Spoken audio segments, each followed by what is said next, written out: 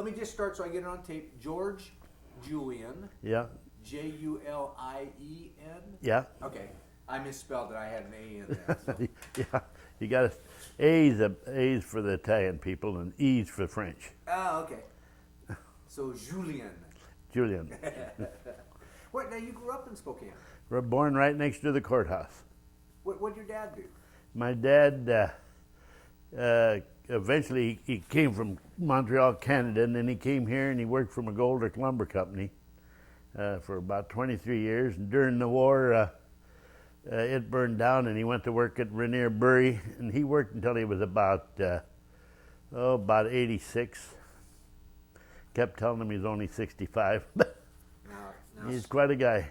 Small world. My great-grandfather is Leopold Schmidt. Yeah. And Leopold was the founder of the Olympia Brewing Company. Well, for God's sake. So your dad and I would get along well. Now, how did you get in the service?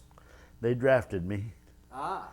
Yeah, when I was 18, and I got drafted. I didn't like that. I wouldn't give you 2 bits to do it again, but I wouldn't take $1 million for it either. So glad you did it. Oh, I am. Otherwise, the furthest I've been out of Spokane was Colville before I got drafted. So you got in the Army and saw the world. Yeah. Huh. And you ended up in Europe, is that correct? Yes. And you were with Patton's. Patton's Army, yeah. And so, what was your duty? What? Well, when I first got in the Army, I was Colonel's messenger, and rode in his half track and all that. And then I got in lineman business, fixing the telephone lines and for firing order of the armored field artillery outfit. And then one day, my buddy that lived in Colville, he came from Spokane, up there. He was Paul Hills. He's kind of ornery, and he wouldn't button up, and he got shot in the head real bad, shrapnel. So that night, the first sergeant come to me, and I'd never even been in a tank. We had 3 observation tanks in our outfit, and he said, "You're going to drive that tank in the morning," and there I was. So away we went, and all the crew was kind of scared of me, and they told me how to start it, but I made out pretty good. So just like that, just like that, it was, and that day when we were spearheading, we had to get on high ground because we were an observation tank, and the German tanks we couldn't hardly stop them because they had a lot more armor than we did, and they were shooting at us. And he said, "Pull over," and I pulled over, and I slipped down the ditch sideways, and of course they all looked at me.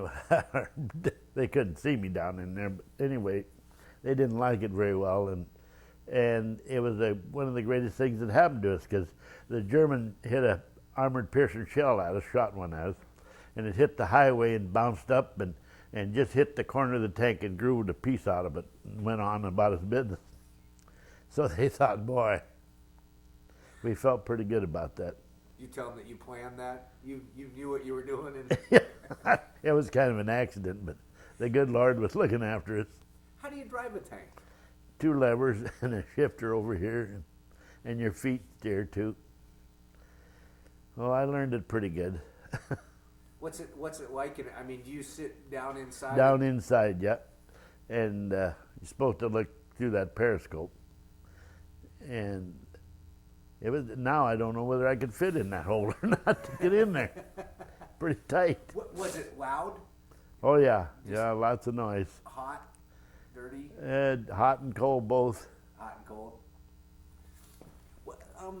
Now, did you end up with people you knew over there, or was it all new people? All new people. I never knew. As soon as I left Spokane, I never knew anybody.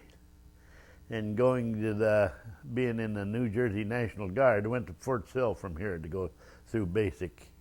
And the New Jersey National Guard, they all talk different, 33rd, I won't say what they call 33rd Street, but it's all different. They're different, kind of different people, but I got to know them, and they were all good buddies.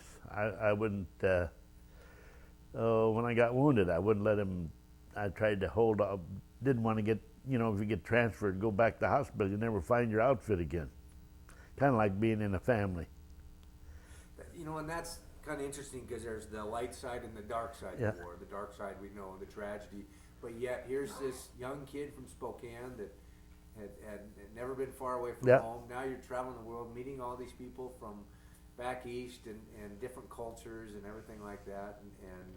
I was awful lonesome. I won't say I wasn't. But it was quite an experience. Did you, when you got in the tank, was it this? Is it a crew, a team? Yeah, they were already a team, and so Paul, he got wounded in the head because he wouldn't button up, and then first sergeant said, "You take his place." So, well, the way it all started, one day I was playing like I was a tank driver, was kicking around, and he remembered that, so he said, "Now you can really do it." Do you remember who your crew was? Oh yeah, I got all their names and everything. Who were some of the guys with you? Where were they? Conover, and then there was a little Polak guy. He was a gunner, and another guy.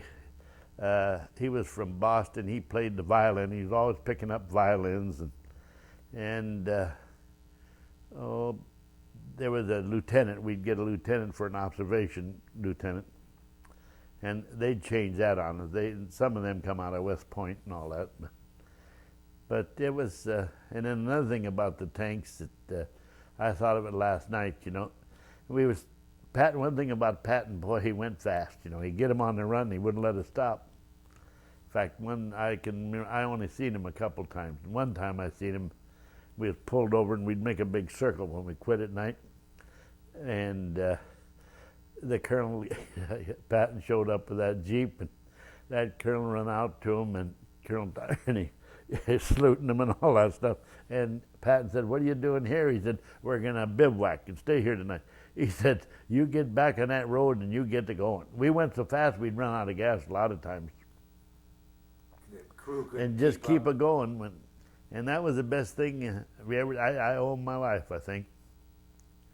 And I owe the Air Force my life, the P-51s and P-47s. 12 of them would go with us every day, and they'd shoot up a lot of stuff before we ever got there, really. And we finally found out. You find out things, We found out we better because our planes were knocking us out because we were so far up in there, and so we put a big different color that had a pattern of red one day and the green and the blue, and that would show that we were them guys, our side. Sounds like a password or whatever. Yeah, but they would say, "Okay, today is blue," yeah. and you would put with just a big blue banner about all the way across the back of the tank where nobody else could see it, just the Air Force see it, and that really worked. They did us a lot of good. I really think a lot of them. Were you traveling through cities or countryside? Every town, everywhere. And there's a lot of little towns over there. One thing about going over there is when we went through France, they all loved us, and my little head was hanging out. I kissed a lot of French girls. They all come up and kissed me. A few men too, but I hope the women were better. Yeah, well, some of them. I guess most of them. Anyway, it was quite a thing. And then when we got to Germany, it was quite a blow for us because they didn't like us very well. It's kind of sad. Tanks they're all right, but you never want to turn around. And then when you're on a tank attack, they don't talk to you very nice. If you have a tendency to want to ease off the gas, not go so fast, naturally, because you see guys alongside you getting hit and all that, and you have a tendency to want to quit. But the tank commander, he'd spot your number and he'd call you some pretty good names too. We kept it going. Do you remember your first day in battle? Yep. Where was that and what was that? Always going to St. Lo, and they never did take that. They went around it finally. But I was in the colonel's half track then, and he dumped me out to give messages to this outfit, our flag, which way we went, and all that stuff. And I remember he was walking down the ditch, and I was coming the other way, and they were shelling was pretty heavy, and I saluted him. He said, "Never mind that now, soldier." And St. Louis. There was some things you had to laugh about, and things you had to cry about. A lot of my good buddies, a lot of them got wounded. You know, they're still alive, but they were all shot up. It's kind of sad. But you know, I couldn't do that nowadays. Gosh, I was young. Something else. I never run out of gas hardly. Now you said you got wounded. Is that right? I got wounded twice. I got wounded in the arm at Dragon's Teeth, shrapnel, and then I begged them not to evacuate me, so they let me stay there. And then I got wounded at Mézières-Lamets. I got shell lit, and my buddy was on the other side of the road, and it paralyzed him. I drug him out of there, Hank, and then I called him a few bad words, got him mad enough so he crawled out of there. Otherwise, we'd all be dead. Anyway, but the concussion blew my all these veins busted, and I bled quite a bit and all that. And ever since then, my hearing went on the pot, you know. But I went to the medics, but they had so many laying all over the ground that they said, "Tough it out." And I toughed it out with Hank, but they hauled him off, and I never seen him again. You know, I don't know whether he died or made it or what. But we come in the culvert, we come back down the ditch from that deal there, and went in the culvert, and there was about 14 or 15 GIs in there. And I told Hank we better get out of here and go up the creek bed to where our foxhole was. And it was a good thing we left there, because they put a shell in there and killed every one of them. In fact, a couple of days later, I went back with the chaplain, and we helped haul them out of there in the Jeep. And our observation plane landed there, and they couldn't even get close to that. They had to destroy it, because they had us all surrounded there at Mézières. But it was quite a deal. So they give us a presidential unit citation for being in there. So that was pretty nice. How does because the movies in Hollywood have given us one version of war, but yet here you are, 18, 19, 20-year-old kid out there, and you just talked about that. You left this spot, luckily, but yet you went back with the chaplain. Yeah. What happens to your head? Oh, boy. It's terrible. But you know, you get kind of, I don't know, you get kind of used to death, I guess. It's awful sad, because you see guys at night, and then the next day they're gone, you know.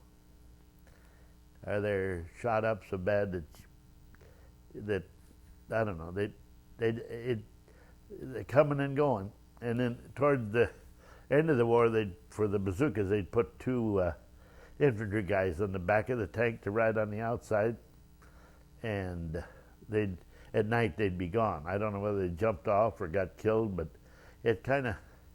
but they had trying to watch the Germans, because we'd pass them and they'd shoot us with a bazooka from the back.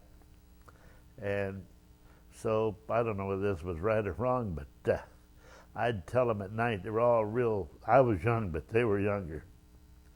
And I'd tell them I'll slow up and jump off. They still fought, but they weren't riding out there on top of that dang thing there. Because, I don't know, lots of death. And then I wrote in my book there about some of the sad things I seen. And one time we was in the tank, and this shell hit this German house, farmhouse, and a girl come out, and she was hit in the lower back or something, and she pointed, and there was 3 little boys in the basement. And so my other buddy went and got a Jeep, and went down there, and I got them little boys, I don't know, 5 or 6 years old, and their little legs shot, just hanging. And we took them to our doctor, our first aid deal. I don't know whether they made it or not, but it's awful sad. They were killing their own to keep us from coming. How do you keep motivated then? I mean, as a soldier. No. No, as a soldier in that realm, do you get in a different mindset or? Oh, I don't know. It's well, they can't say you don't get scared. I really was scared a lot of times, but it just like I wrote down in there about towards the end of the war. You know, I didn't want to get killed towards the end because I went through too much already. You know, and that was one of my biggest prayers, that I'd make it. A lot of guys got killed just before the end. They're shot up. It's I don't know. You try not to think about it too much, and you pray a little bit, quite a bit. Where did you, like, when you would stop at night, or it sounds like you were on the move a lot. So. We'd go at night too, but we'd just find any place to lay down and sleep. And like the Battle of the Bulge, we drove day and night to get there. And it was cold. It was rough going. And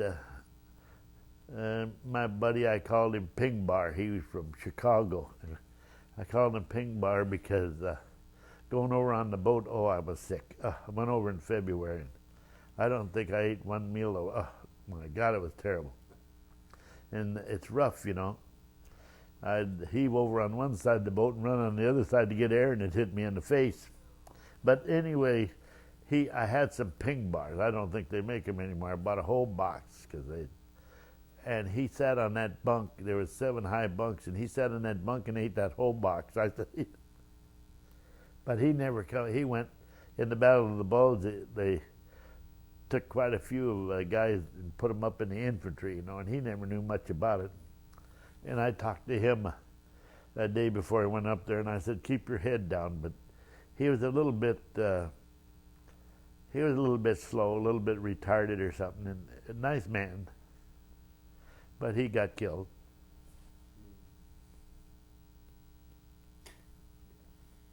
When you were just chatting, because you didn't have a lot of just sitting around time, but Yep. I assume there was some time. Do you remember what you guys talked about? Oh, I don't know. We'd talk about going home for some things. You know, most of them people in New York thought out west, that we were about to fall off the world because it was so far from where they were. But, and then when I was in the service, I wasn't married, just had my folks. And then, I hate to say this, but we had that $10,000 insurance on us, and I thought, boy, if I get killed over here, my folks are going to be rich. And 2 of my neighbors, they both got, they were pilots, and they both died over there. And I met Van Gelder was one guy's name, and his folks, they paid for their house next to the courthouse. And I don't know what ever happened to them from there on, but it's $10,000 was a lot of dough in them days. It ain't very much now. But I don't know, you think about, I don't know, I'm glad I wasn't married and being over there. That would have been rough. But I met my wife through my buddy in the Army from Walla Walla, Dick Ray, and he said, he come back here and he was going to school here, and he said, you want to meet a nice girl? And so by golly, he introduced me to her. And she was, Pauline got to be the base commander secretary at Fairchild. And then we started to have a family, so she had to quit. But she flew in some of them big bombers, B-25s and stuff, going on some Colorado and this and that. So it was something.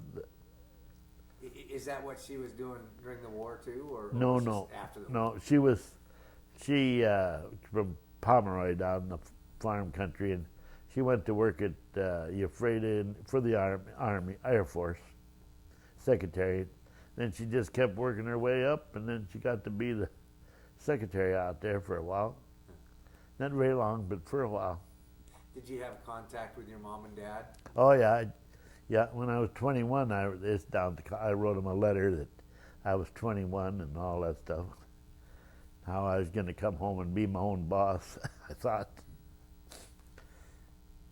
Did they keep the letters when you got I home? got one letter. I got it down there at the Coliseum, a part of one. It's funny how some of that stuff slips away from you. Actually, I probably could have got out of going in the Army because my brother got killed when he was 22 and I was the only son. Sometime I think they got out of the draft that way. I don't know. But I was glad I went. It was. So how did your brother get killed in the service? Or? He got killed, no, in a truck accident. And so you were the only child? Or No, I had some sisters, 3 sisters, but he was the only boy left. Boy, that had to be hard on parents. Yeah. I can't imagine Yeah, having to send it was rough. Did your mom have the star? Oh, my mother hid in the window, yeah, and she went to vote. She was one of the first ones to vote down there at Bryant School because she had a son in the service. What, so it sounds like, I mean, you saw a lot of things. I mean, you saw culture, Yeah. different cultures that you never, different countries. I assume probably the first death that you'd ever Yeah. seen. I mean, I know I'm Yeah. 47 years old and I've only seen one. So, I mean, you grew up pretty fast, it sounds like. Yeah, pretty, real fast. What about, you know, because you saw 200 and some days of combat, if I read right. Yeah. What about clothes and things like that? Did you ever get changes or? Oh yeah, we'd change once in a while. Sometimes you'd change, you'd just turn your underwear inside out.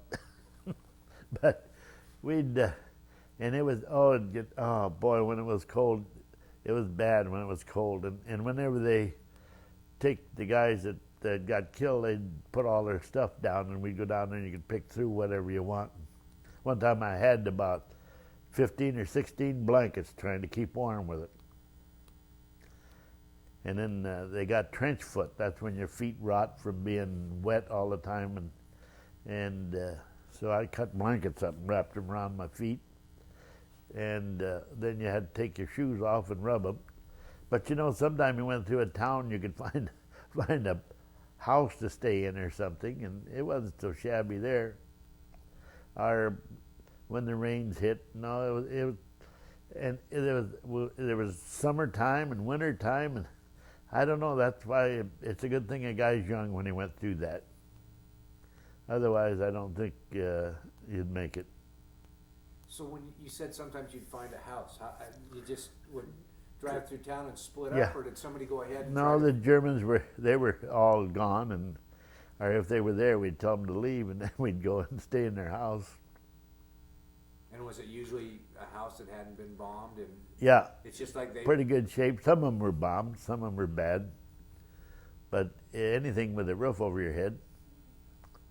And then another thing, they used to pile they'd have the house, and then they had a barn right in the house, and they'd take and put that manure out in the front of the house in the street in a square pile, and I don't know, that's the way they did it there.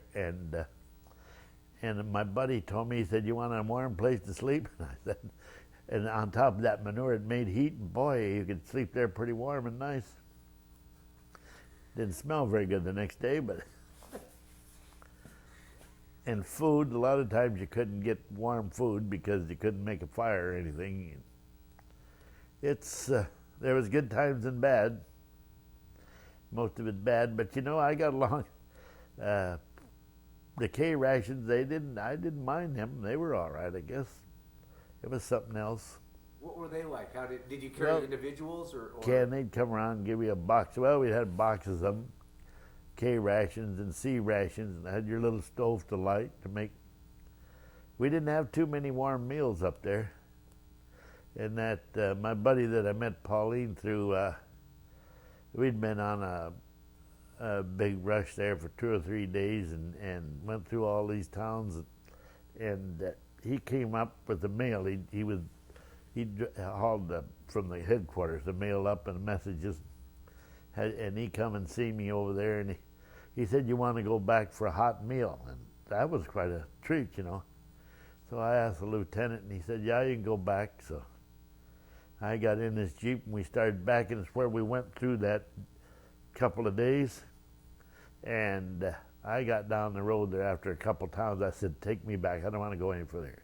Because we run all, I don't know, and it's terrible. At night, our boys and theirs and all of them, the tanks had run over them, you know, and half tracks and all the, and I remember this girl coming out from a building. She must have been a military person. She had a brown leather suit on, and one of them machine gun got her, and she died there. And we went through that town, and I was kind of looking for her, where she was, where all these roads come together, and there she wasn't. But she looked, and I still think of that. There she was with all them trucks and tanks going over, looked just like a cat, you see, on the highway, ground up, you know. So that ruined my dinner. I said, I don't want to, I come back. So and then the Germans, we'd pass them up, and they'd come out after we went by, and they'd snipe and do all kinds of things after we went by. But every river we had the worst time in trying to get a crossing of it and all that stuff. It was kind of bad. And I wasn't in the tank very long, and I seen it on TV about this castle where they had this airplane observer. He was staying in the castle, and he was ordering the airplanes where to bomb. And so we went across this moat. The castle, they got water around it. And we went across there, 3 tanks, 3 M4 tanks. I don't know why we crossed there, but we did. That little old bridge made out of rocks and stuff. And we got over there, and then the Germans keep shelling y'all. They had a lot of ammunition. But anyway, so we had to move out. We were going to move out, and the first tank went across that little bridge, and he turned and he hit the side of it, and half of it fell off. So then the other tank got there, and he got on the other side, and he brushed across there pretty good, and that side fell off. So all there was in the middle of that little bridge. So there I was over there. It was either leave the tank or whatever. So we talked it over and got all the cables out and pulled down the middle part of the bridge and made it flat. And there was water in this moat, and then we threw wagons and all for a lot of good stuff and threw it all in there. And then we took all the stuff out of the tank to lighten it, and then they got a plate in the bottom where you can get out the bottom the screws. We took that out, and then I talked to the captain. He said, "You want to go for it?" I said, "You bet," because we couldn't get a tank up there right away. And we needed it, so. And they were shelling us all the time once in a while. And so I got in, and by golly, we made it across there. I made it down there and up and out the other side. And we had to put the cables on there, and one of the other tanks pulled me a little bit. And here I was thinking, I was going through that water. Most tank drivers are scared of getting burnt, Here I was in one about to drown, for God's sake. So we all cheered about that. That was good news. And every time you cross a big river like the Rhine or something, you always go uphill all the time if you're in a tank, because you're on them barges and they sink. It's something else. Do you remember any holidays while you were in the service? Not very many, no. Do you remember a Christmas or anything like that? Oh, I remember Christmas one time. I don't know whether it was Christmas or around Christmas, but boy, we all got sick. They brought us up some turkeys, and they forgot to cook them all the way. And so naturally, we was eating that raw turkey. We all got sick. And one time over there, I got pneumonia, and that Doc Stone, I begged him not to transfer me back, but he kept me up there in an old farmhouse and for 3 or 4 days, and he filled me full of penicillin. But right now, I can't take it. It poisoned me now again, but it saved me. Because when you dig a fire, you're buried down in that mud and that water, and you're bound to get sick. That's where it's amazing to,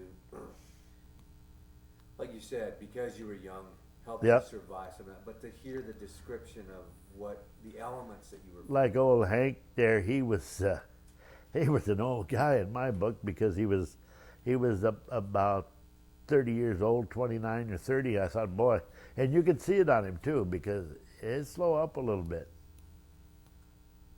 That's amazing, though, to think of that as being old, 30, Yep. 29 years old.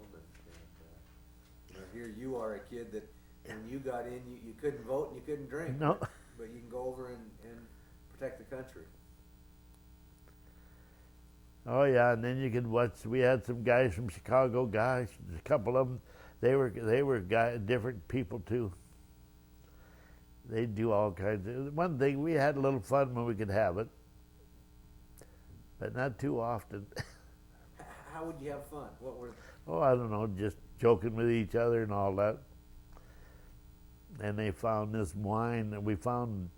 Oh, in this hotel, they broke a wall down and they found all this old champagne, And I didn't know what champagne was. I drank some of it. I thought it was like 7-Up. Man, oh man. It just knocked you on your something else. But this old guy, Johnson was his name, and they found these stills of wine, that they make, I don't know. And he found one of them big jugs in grass around them, and he filled it full of that wine. In his canteen he had wine. And we was headed for the Bulletin. And I told him, I said, you got to eat. So I got him a chocolate bar, one of them hard chocolate.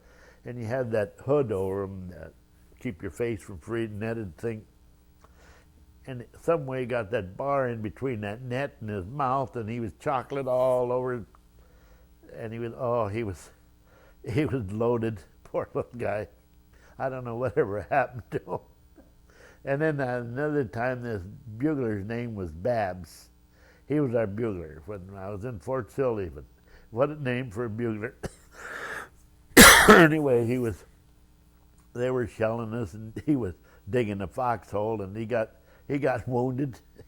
So he goes to the Dr. Stone, and they showed him his wound, not too bad, And Dr. Stone said, patched him up, and he said, here, have a drink of whiskey. So I had the whiskey.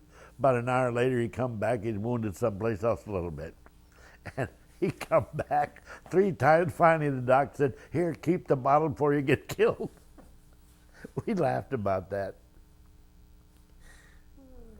That's where it's amazing, is that there is still life that goes on within a war. Yeah. I mean, you're facing your life, but yet there's still levity within it, I guess, It was, even after the war, coming back home, and I was just a kid, and I was running the railroad at Fulda. And all these Germans were trying to get home, and they'd come in on them trains, just on the engine, everywhere. Some with their furniture, and some with their goats and dogs and sheep and cows. Well, I was supposed to throw them all off of there, but I talked to my captain. He said, just tell them to sit around till night and get on here, because there were too many in the town. And we'd send them down the road. I'd say, get in and go, If I remember right, one of your pictures shows you with some prisoners? Yeah, lots of prisoners. Took a lot of prisoners. What did you do with? Oh, they'd stand around there a while, and then some outfit would come up and haul them off, or they'd walk off, and they'd go back to prison camp. After the war, I was a guard at a prison camp for a while, and we had some SS guys in there, and they could talk English. They were really mean guys, them guys. And this one told me, he said, we should be fighting the Russians and all that stuff. So I was just a kid. I told him to mind his own business and stay away. You didn't want to talk to too many of them. But towards the end of the war, they were sending awful young kids up there, the Russian guys, It's, when I look at them books and see the size of the German army and all that, I don't know how we ever whipped them, to tell you the truth. They had a lot of people in there. lots and lots. And then when we met the Russians outside of Berlin, we had to stop in Paris too, because we let the French army take Paris. And my map shows where we went and bivouacked out until they got that done. I was kind of hoping we'd go into Paris, it'd be a heck of a party. That's where we did have some fun in France when they liberate some of them. Them Frenchmen find a jug and come out, and we'd have some fun there a little bit, and dance. But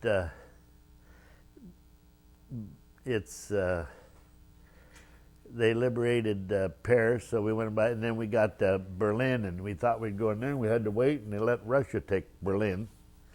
And then we were supposed to trade presents with the Russians. Well, I didn't have no presents for them. They said, well, if you got it, the war was over then. You want to give them a present? I gave one a bar of soap, and he ate half of it. So who decided you should exchange presents? Oh, some of the officers told us to exchange presents and talk to them and all that. Of course, we couldn't understand each other, but we talked. So once Berlin had been, you left it for the Russians, basically. Yeah. So what did you do after that?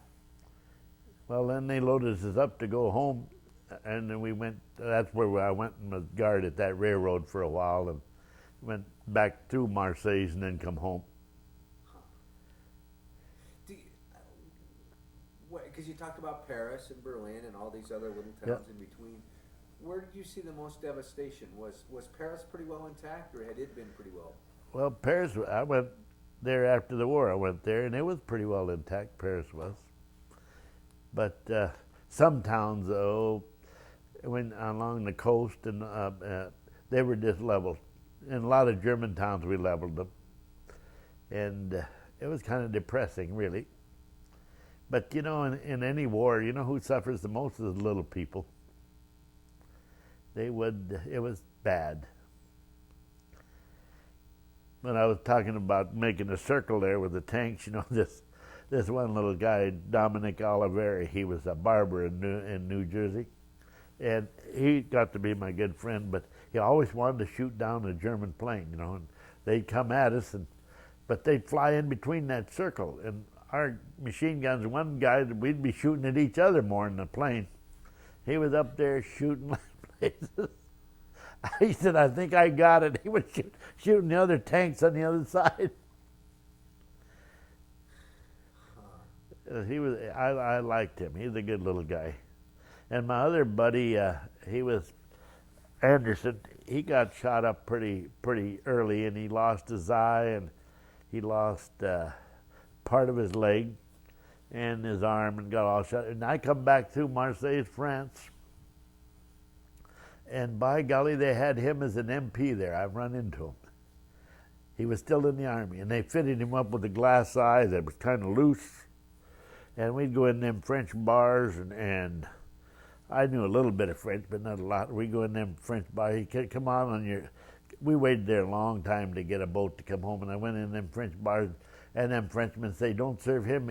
They say he's drunk. And it was his eye that was going up, just all out of focus and all that. I said, no, he doesn't drink. Oh, yeah. So you had a few laughs. That's interesting because you said it's the little people that suffer, and I've heard that from a lot of veterans. When you went over there, who, in your mind, who was the enemy? Was the enemy a person or people or a country or? Well, I couldn't make myself hate civilians very, very much, the people, and because there were some older people and all that. We went through a lot of farm towns. They didn't even know war was going on. But I didn't like the SS. I thought they were horrible, and most of the German soldiers, the real deep ones, they were bad too.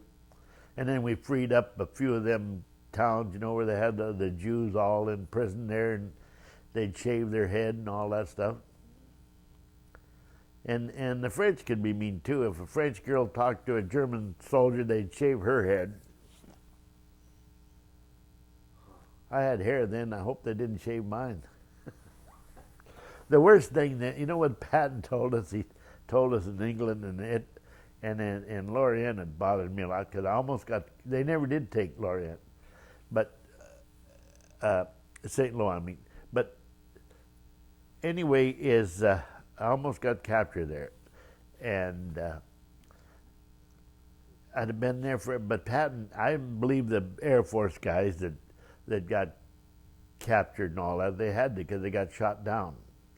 But Patton told us, and he didn't talk very good language, and he said, in England he told us, he said, you guys are going over there, and he says, I don't want you throwing your hands up, you're over here to fight.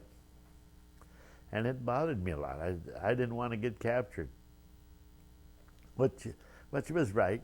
And he told us, he said, I may kill, I don't know how many hundred of us in one day, but he said, we'll get them on the run. And he did.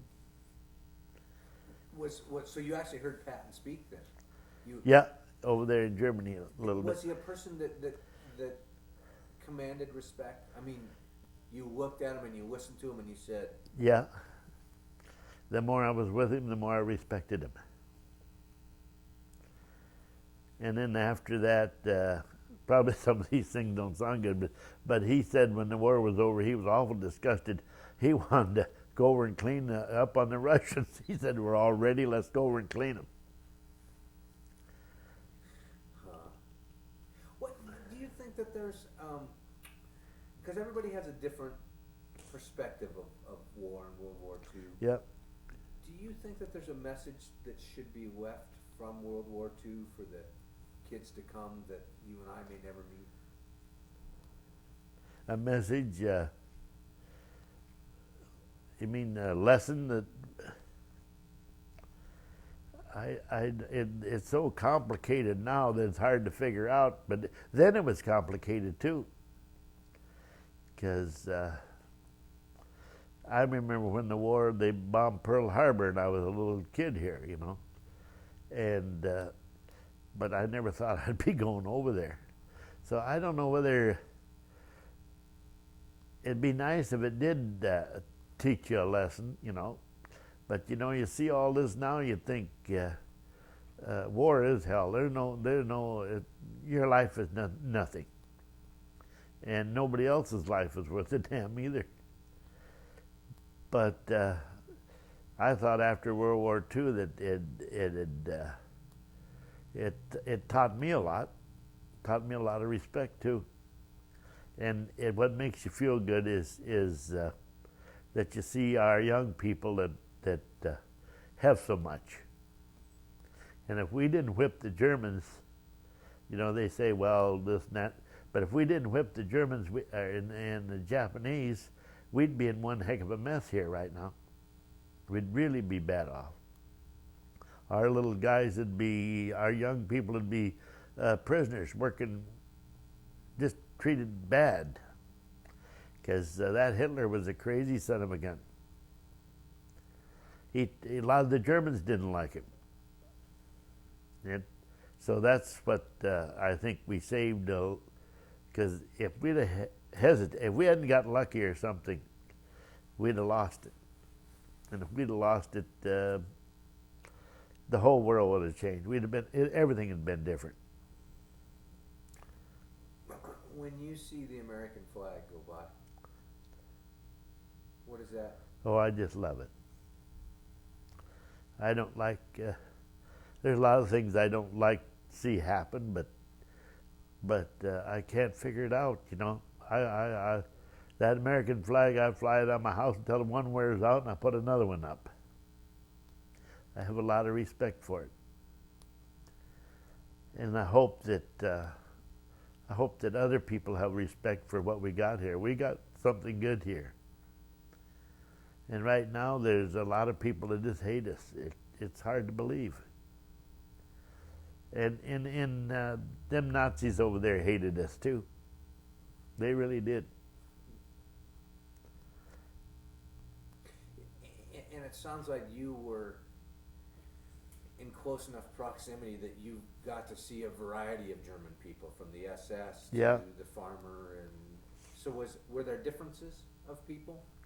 I mean, some that you looked and you said, I know those people hate me. Yep. And that's somebody just like me. After the war was over, still had our take and stuff, and I was guarding the prisoners, you know, and I got two or three of them guys prisoners, and I had them. Oh, they painted all the inside the tank. They were good guys. I'd give them a few cigarettes, and they'd do all kinds of things for me. So they were just ordinary guys that got drafted. They got run into this thing. There were some good ones and bad ones. It's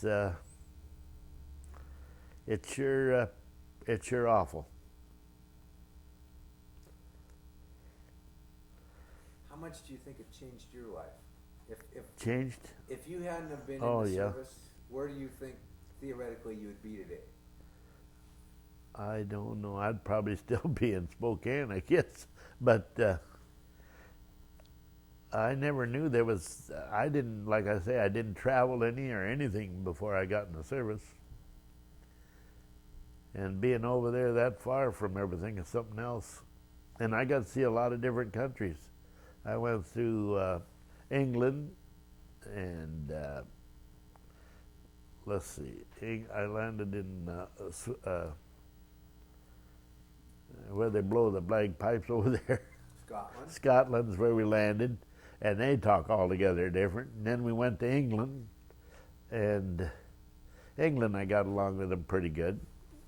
And then I went to France, and then I went to Belgium, and Holland, and Luxembourg, and Germany. So I've seen a lot of different countries.